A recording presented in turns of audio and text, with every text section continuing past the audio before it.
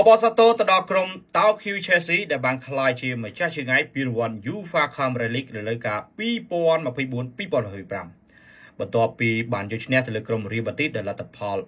4-1ដែលប្រើពេលត្រឹមតែ90នាទីទេបាទសម្រាប់ការប្រកួតវគ្គផ្ដាច់ព្រាត់ពានរង្វាន់ UEFA Champions League មួយនេះ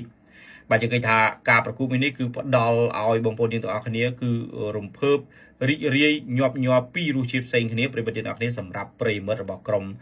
ទាំងពីរបាទដោយវគ្គទី1ហ្នឹងប្រិយមិត្តរបស់ Real Betis គឺសប្បាយចិត្តខ្លាំងពីព្រោះថាលទ្ធផលនាំមុខហើយទម្រង់លេងរបស់ពួកគេក៏ល្អទៅទៀតថ្មីតែបើតែគ្រប់គ្រងបាល់មិនបានច្រើនជាង Chelsea ប៉ុន្តែ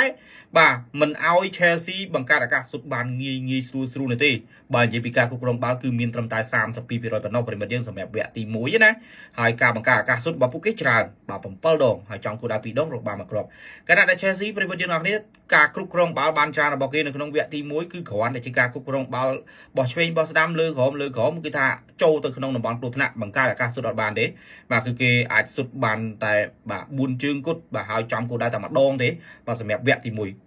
បាទអញ្ចឹងលទ្ធផលបញ្ចប់ការប្រកួតនៅក្នុងវគ្គទី1ប្រិយមិត្តរបស់ Real Betis សូម្បីតែខ្ញុំបាទដែលជាអ្នកអធិប្បាយការប្រកួតនេះហើយក៏ជាប្រិយមិត្តរបស់ Chelsea មួយរូបណាក៏មានអារម្មណ៍ថា Chelsea គឺពិបាកនឹងបាទស្វែងរកឱកាសតាមស្មើនឹងយកឈ្នះត្រឡប់ទៅវិញណាបើសិនជា Chelsea នៅតែបន្តទម្រង់បែបនេះហើយ Real Betis នៅតែធ្វើបានល្អបែបនេះដែលផ្ទុយទៅវិញប្រិយមិត្តយើងវគ្គទី2បានចូលមកដល់លោក Enzo Maresca បានធ្វើការផ្លាស់ប្ដូរសមាជិកមួយចំនួនដូចជា Levi Colwill បាទ Reece James និង Jadon Sancho ធ្វើឲ្យទម្រង់លេងរបស់ក្រុមតោ Q Chelsea ចាប់ផ្ដើមប្រែប្រួលបាទជាពិសេសបន្ទាប់ពីបាទកីឡាករ Cole Palmer ដែលគាត់លើកបាល់ចូលហើយត្រូវបានបាទតែតបាទក្បាលបំពង់សម្លាញ់ទីតាមស្មើពីសំណាក់កីឡាករ Enzo Fernandez នៅក្នុងនាទីទី65ធ្វើឲ្យបាទទម្រង់លេងរបស់ Chelsea ប្រែប្រួលល្អថែមទៀតហើយធ្វើឲ្យទឹកចិត្តរបស់កីឡាកររបស់ Real Betis ហាក់បីដូចជាថមថយហាក់បីដូចជាចុះទ្រុឌទ្រោមបន្តិចតែម្ដងប្រិមិត្តយើងទាំងអស់គ្នារហូតដល់នាទីទី70បាទប្រិមិត្តយើងពូគឺ5នាទីបន្ទាប់ពីគ្រាប់ទី1បាទនៅតែជា Cole Palmer ដែលជាអ្នកបង្កើតឱកាសលើកឲ្យបាទឡាកូ Nicolas Jackson បាទដែលព្យាយាមតែណាប៉ុន្តែវាអត់ត្រូវក្បាលទេបាទត្រូវអានទូបុកលងចូលបំពង់សម្លាញ់ទីដែលជាគ្រាប់បាល់នាំមុខបាទពូគឺវាប្រើពេលតែ5នាទីទេប្រិមិត្តយើងអ្នកនេះដើម្បីនាំមុខត្រឡប់មកវិញណាតាមស្មើនាទី65ហើយនឹងនាំមុខត្រឡប់មកវិញនៅក្នុងនាទី70បាទបាន2-1ហើយក៏មិនអស់ចិត្តដែរប្រិមិត្តយើងទាំងអស់គ្នាបាទ Chelsea ហាក់បីដូចជាធ្វើបានល្អទៅគ្រាប់បាល់ទី3ក៏បានកើតឡើងបាទនៅក្នុងនាទីទី83ដោយកីឡាករ Jadon Sancho មកជើងនោះស្អាតណាស់បងប្អូនហើយដាច់ចកេះផុតដៃអ្នកចាំទីផឹងតែម្ដងបាទ Andrin មិនអាចសង្គ្រោះបាល់នេះបានទេ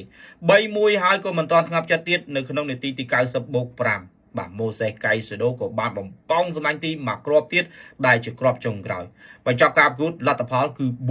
4-1បាទបន្ទាប់ពីខ្លាយជាម្ចាស់ជើងឯកជាមួយលទ្ធផល4-1នេះ Chelsea បានខ្លាយជាក្រុមតែមួយគត់បាទនៅលើផែនដីនេះដែលបានក្រងជើងឯកពានទាំង4របស់ UEFA ដែលទី1គឺ UEFA Champions League ទី2គឺ Europa League ទី3 UEFA Super Cup និងទី4គឺពានរង្វាន់ UEFA Champions League នេះឯងបាទហើយដែលឡែកបាទសម្រាប់លោក Enzo Maresca អាចទ្រាំចាត់ទុកថាជាគ្រូបង្វឹកដ៏ជោគជ័យមួយរូបរបស់ក្រុមតោ Q Chelsea បាទដែលបានមកដឹកនាំរដូវកាលដំបូងនាំឲ្យក្រុមតោ Q Chelsea បាទមានកៅអីលេងនៅក្នុងពានរង្វាន់ UEFA Champions League ហើយថែមទាំងបាទយកពានរង្វាន់ UEFA Champions League នឹងឲ្យក្រុមអ្នកគាំទ្របាទសប្បាយចិត្តក៏ដូចជាជូនទៅថ្នាក់ដឹកនាំលោកធុតបៅលីបន្ថែមមួយទៀតផងដែររដូវកាលរបស់គាត់គឺពិតជាល្អខ្លាំងណាស់បើប្រៀបធៀបជាមួយនឹងបាទលោក Frank Lampard បាទដូចជាលោក Pochettino ក៏ដូចជាលោក Graham Potter ជាដើមបាទប្រិមិត្តទាំងអស់គ្នាបាទអញ្ចឹងបាទជាចុងក្រោយគឺសូមចូលរួមអូសាតូទៅដល់ក្រុមតោ Q Chelsea បាទហើយក៏សូមចូលរួមសោកស្ដាយផងដែរទៅដល់ Real Betis បាទប៉ុន្តែយ៉ាងណា Real Betis គឺពិតជាធ្វើបានល្អដោយយើងនឹកស្មានមិនដល់ទេតាំងពីមាន Isco និង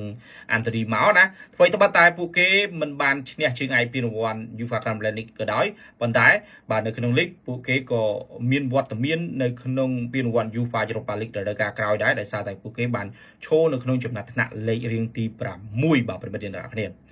បាទអញ្ចឹងវីដេអូនេះគឺមានតែប៉ុណ្្នឹងទេអរគុណប្រិមិត្តយើងសម្រាប់ការតាមដានទស្សនាជួបគ្នានៅវីដេអូបន្ទាប់កុំភ្លេច follow ម្នាក់មួយផងណា